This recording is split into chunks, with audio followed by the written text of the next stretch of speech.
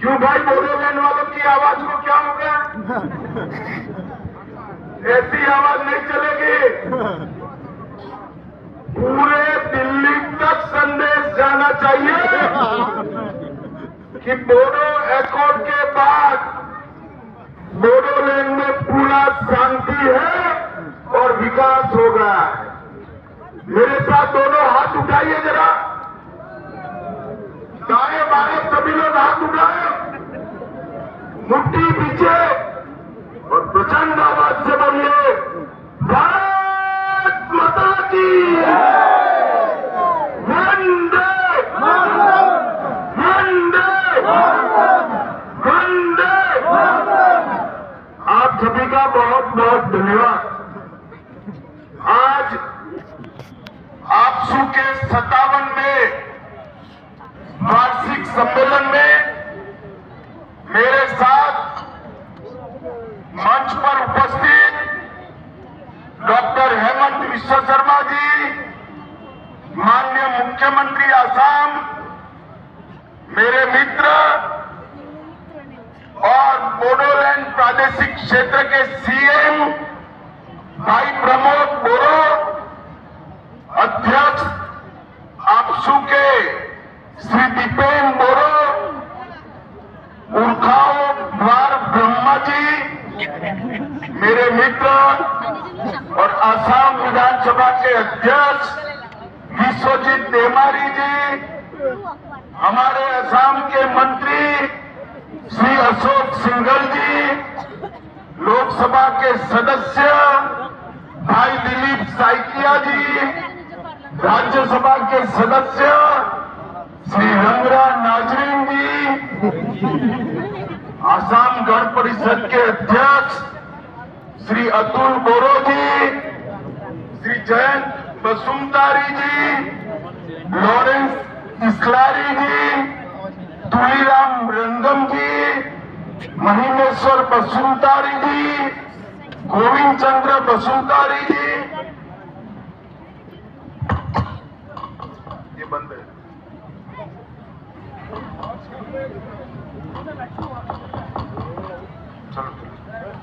श्री कुसुम स्वर्गीय जी, मेरे साथ गृह विभाग के भारत सरकार के सचिव श्रीमान गोविंद मोहन जी भी आए हैं और डायरेक्टर आईवी श्री तपन टेका जी भी आए हैं। आज पूरे मंच की ओर से यहां आए हुए, लाखों की संख्या में आए हुए सभी बोडो भाइयों बहनों को मैं प्रणाम करता हूं। सबसे पहले मैं बोडोफा उपेंद्रनाथ ब्रह्मा की जन्मभूमि डोडोमा को आज पहली बार आया हूं, दो हाथ जोड़कर प्रणाम कर मेरी बात की शुरुआत करूं। बोडो समुदाय के कुल देवता ब्रह्मांड रक्षक बाथो बोराई जी को भी श्रद्धा पूर्वक शीश झुकाता हूं। मैं मां कामाख्या और मां महामाया दोनों को आज प्रणाम कर मेरी बात की शुरुआत करना चाहता हूं।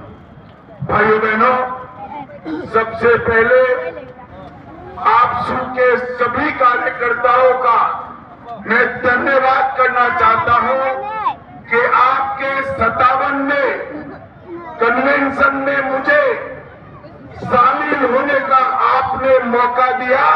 आप सभी का मैं बहुत बहुत धन्यवाद करता हूं, क्योंकि आज जो शांति, विकास और उत्साह दिखाई पड़ता है, उसमें आपसू का बहुत बड़ी भूमिका है। आपसू अगर भूमिका न निभाता तो बोडो एकॉर्ड हो ही नहीं सकता था और बोडोलैंड में शांति नहीं हो। इसलिए मैं सभी आपसू के पदाधिकारियों का धन्यवाद करता हूं। आज मैं वो 5000 शहीदों को भी याद करना चाहता हूं, जिन्होंने संघर्ष कर बोडोलैंड की शांति को प्रस्तावित करने का निर्णय किया। भाइयों बहनों, आज मैं उपेंद्रनाथ ब्रह्मा जी के बताए हुए रास्ते पर जब पूरा बोडोलैंड चल रहा है, तब आज मैं एक घोषणा करने आया हूं। बोडोपा उपेंद्रनाथ ब्रह्मा जी के नाम से दिल्ली में एक बहुत बड़े रोड का नाम हमने बोडोपा उपेंद्रनाथ ब्रह्मा करने का निर्णय किया और अप्रैल के प्रथम सप्ताह में आपके सभी नेता और सीएम असम की उपस्थिति में वहां पर उनका पोस्ट भी लगेगा और वहां पर उनके नाम का भव्य तख्ती लगाने का काम भी हो जाए।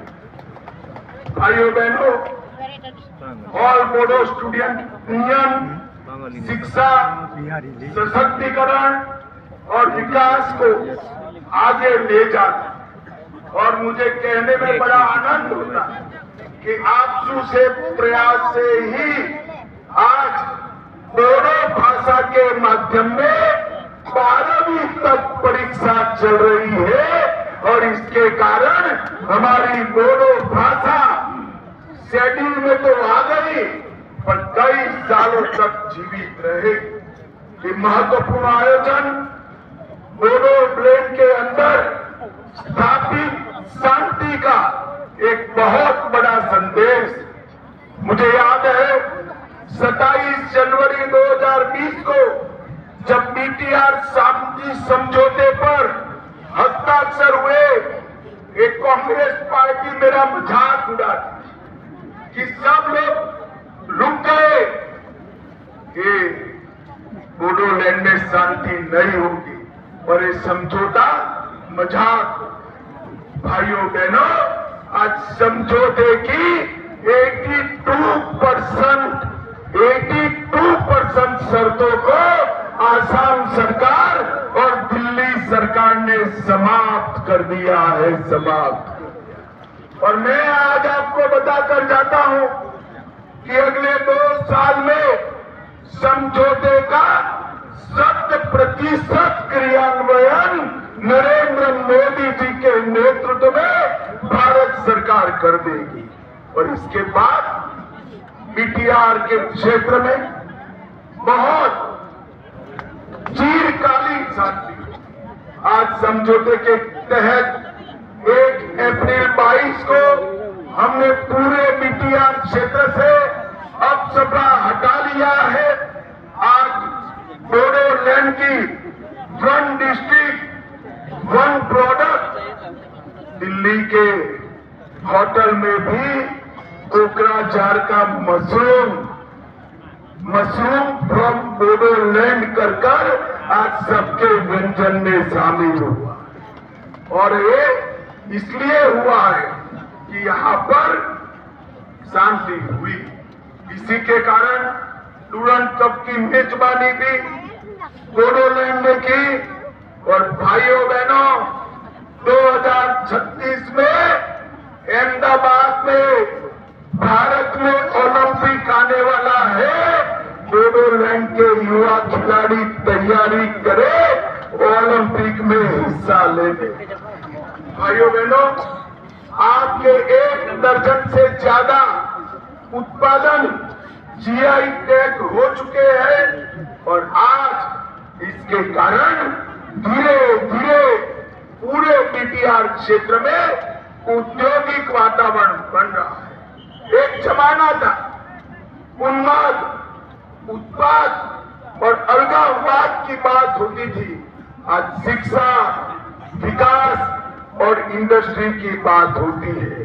भाइयों बहनों, आज मैं यहाँ आया हूँ तब ये बताने आया हूँ कि बोडोलैंड के विकास के लिए भारत सरकार और असम सरकार ने 1500 करोड़ रुपया केवल 35 लाख लोगों की आबादी में 1500 करोड़ रुपया आवंटित करने का काम हमारे नेता नरेंद्र मोदी जी ने किया है।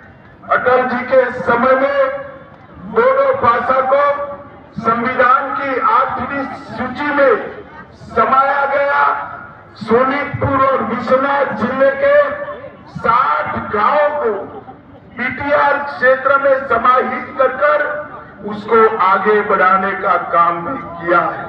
भाइयों बहनों, आज यहाँ पर मैं आया हूं तब ये भी बताना चाहता हूं कि सैकड़ों युवाओं को आज मेन स्ट्रीम में लाने का काम हमने किया है।